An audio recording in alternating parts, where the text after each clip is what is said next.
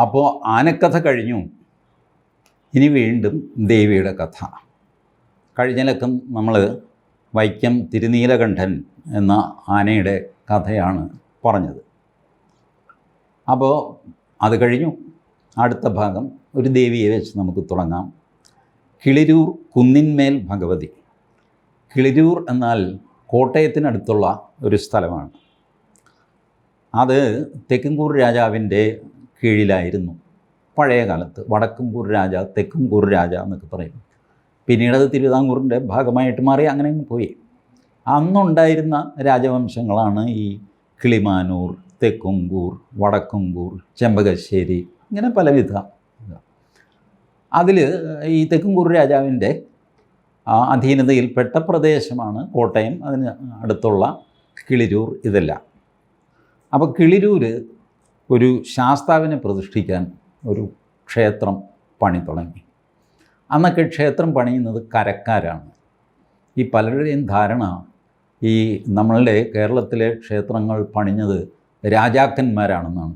അല്ല, രാജാക്കന്മാർ കുറച്ച് സംഭാവനയൊക്കെ കൊടുക്കും, ഇടയ്ക്കൊന്ന് സൂപ്പർവൈസ് ചെയ്യാൻ വരും, എന്തെങ്കിലും വഴക്കുണ്ടായാൽ സെറ്റിൽ ചെയ്യാൻ വരും, പിന്നെ ക്ഷേത്രം ഉണ്ടായി കഴിയുമ്പോൾ അതിനെ സംരക്ഷിക്കും. ഇതല്ലാതെ ക്ഷേത്രം ഉണ്ടാക്കുന്നതിൽ രാജാക്കന്മാർക്ക് ഒരു പങ്കും ഉണ്ടായിട്ടില്ല.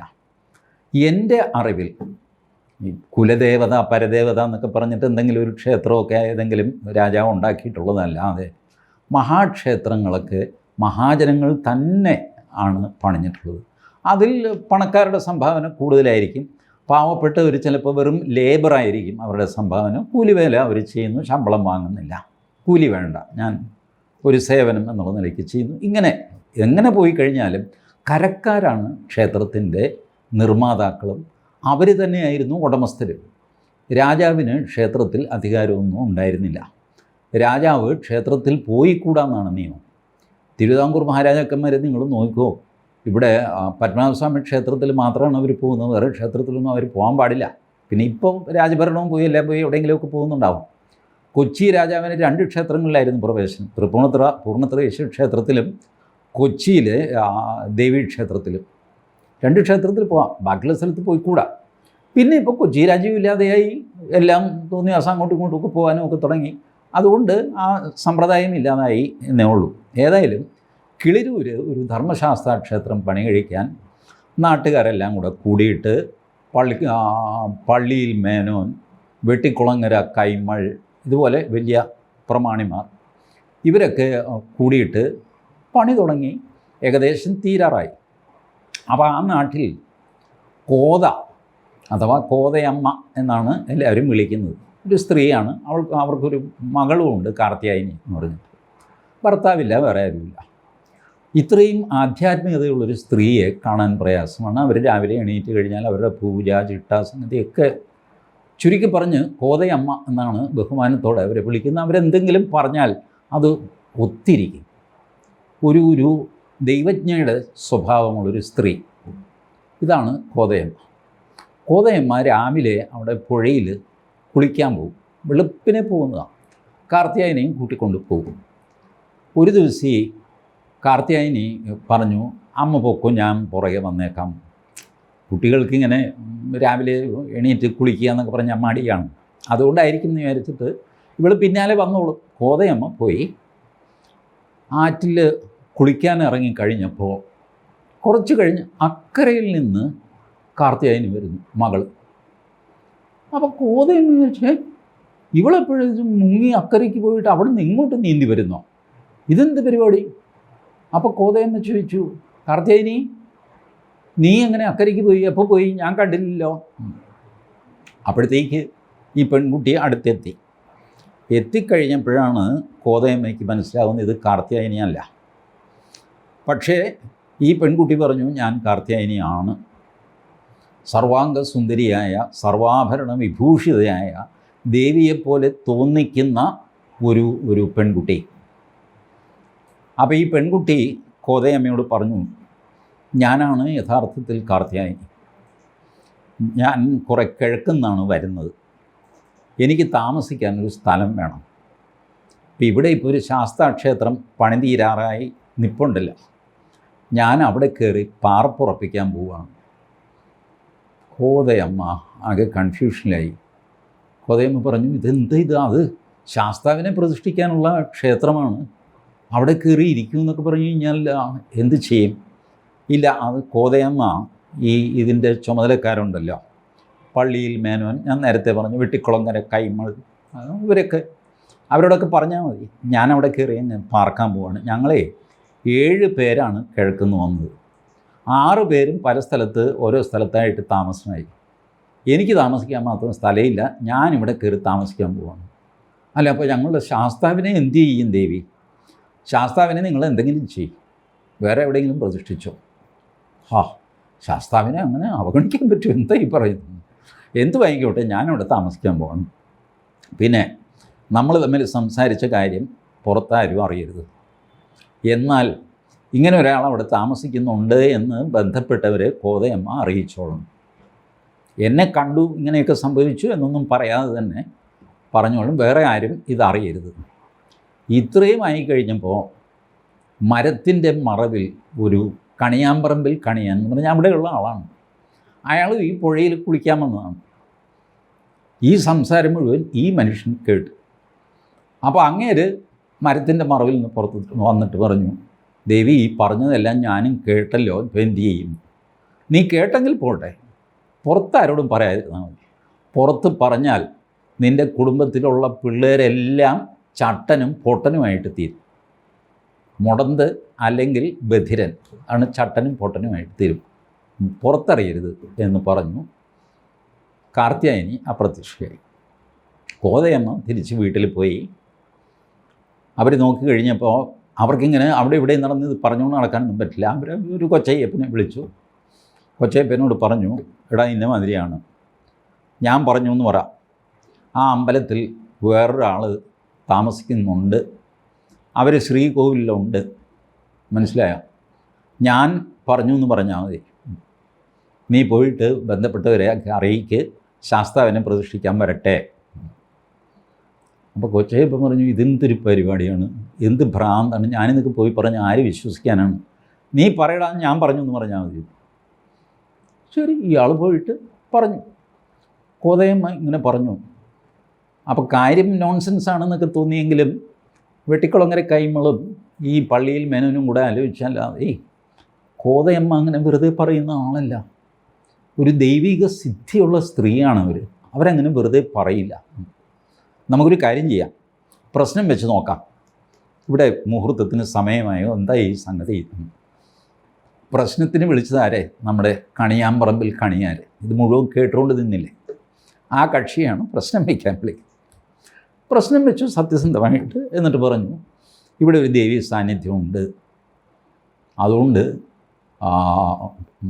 ശാസ്താവിനെ പ്രതിഷ്ഠിക്കാൻ സാധ്യമല്ല, ദേവിയെ തന്നെ പ്രതിഷ്ഠിക്കുന്നതാണ് നല്ലത്. ശരിയെന്നൊക്കെ പറഞ്ഞു പിരിഞ്ഞു. അപ്പോൾ കോതയമ്മയോട് ഈ ദേവി ഒരു കാര്യം കൂടെ പറഞ്ഞിരുന്നു. കോതയമ്മ എന്നെ കാണണമെന്ന് തോന്നിക്കഴിഞ്ഞാൽ കുന്നിന് മുകളിൽ ഈ ക്ഷേത്രത്തിൽ വന്നാൽ മതി, എന്നെ കാണാം എന്ന് പറഞ്ഞു. ഇത് ശരിയാണോ എന്നറിയാനായിട്ട് പിറ്റേ ദിവസം കോതയമ്മ അവിടെ പോയി കഴിഞ്ഞപ്പോൾ അവിടെ ഇരിക്കുന്നു ഈ ശ്രീകോവിൽ. ഓർക്കണേ, കുമാരനെല്ലൂർ ദേവി കയറിയിരുന്ന ഓർമ്മയുണ്ടോ? കുമാരനെല്ലൂർ വെച്ചാണ് നമ്മൾ തുടങ്ങിയത്. അവിടെ സുബ്രഹ്മണ്യനെ പ്രതിഷ്ഠിക്കാൻ തീരുമാനിച്ച സ്ഥലത്താണ് മധുരൈ മീനാക്ഷി വന്ന് കയറി അങ്ങ് ഓക്കുപ്പൈ ചെയ്യുന്നു, ഫോഴ്സിബിളി.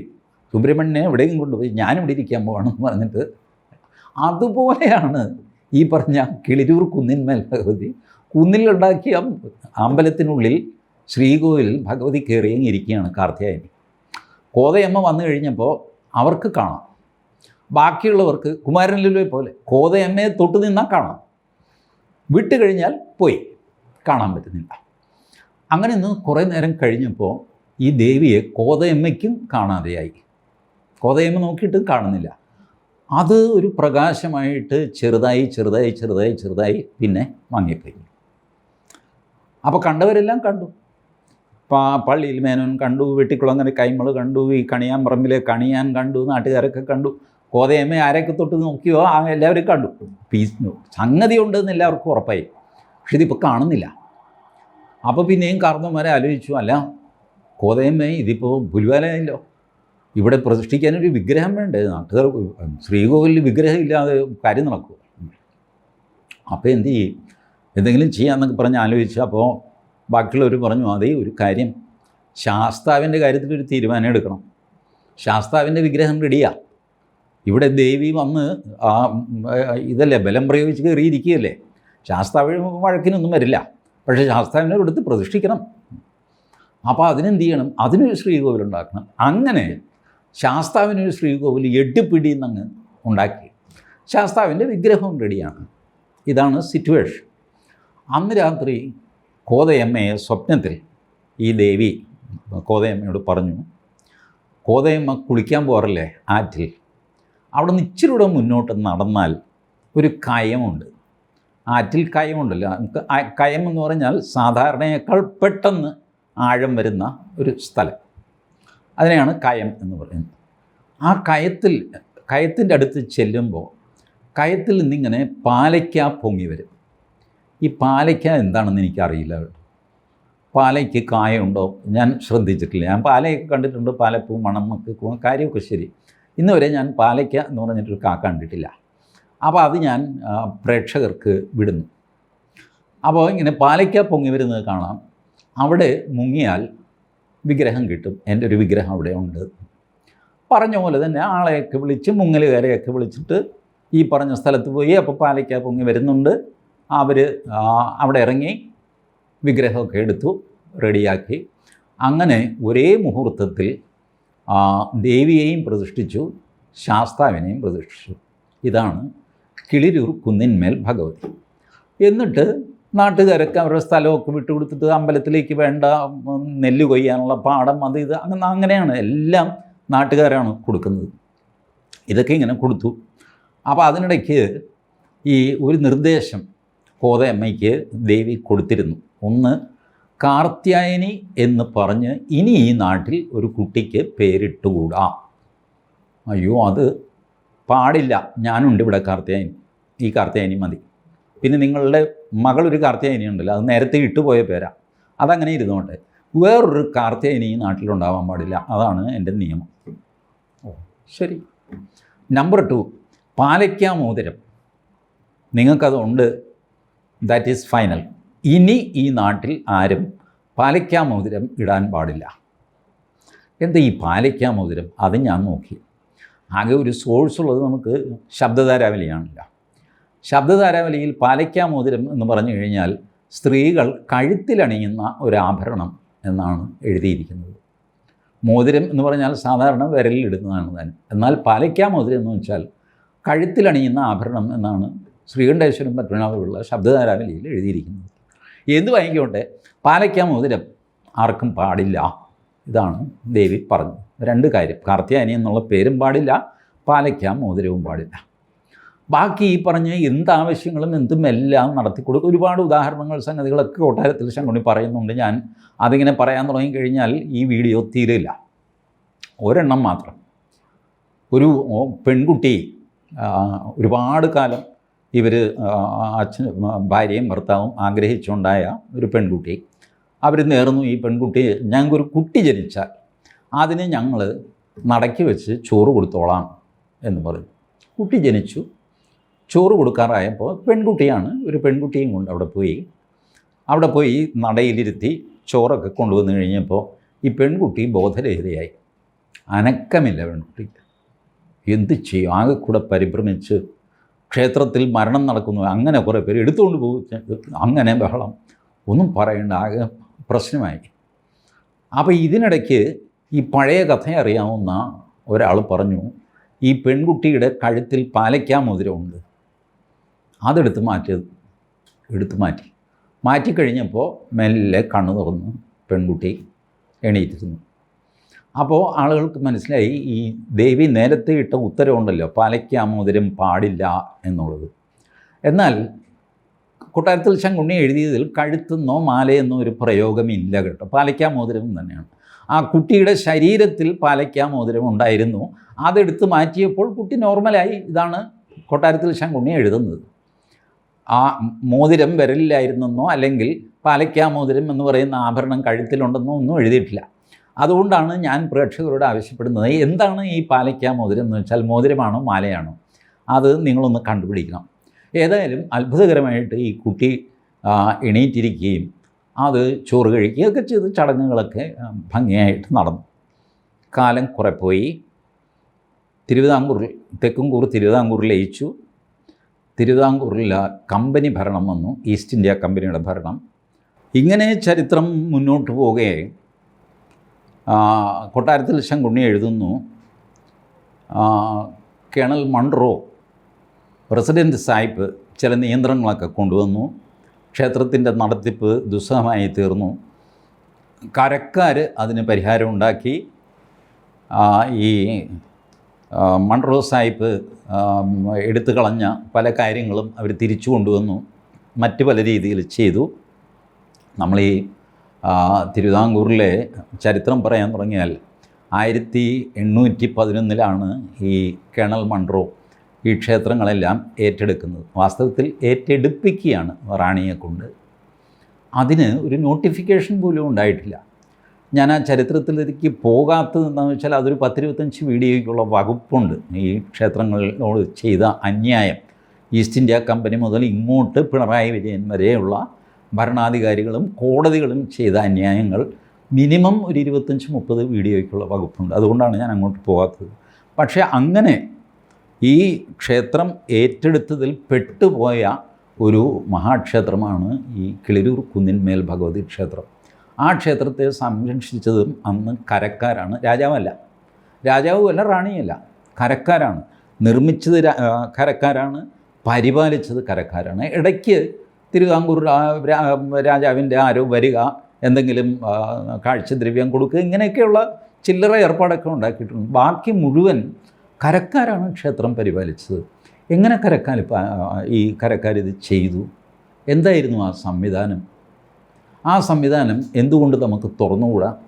ഇതെല്ലാം ചിന്തിക്കേണ്ട വിഷയങ്ങളാണ്. ഏതായാലും അടുത്ത ഐതിഹ്യമാലയായിട്ട് നാളെ വീണ്ടും കാണാം. Thank you.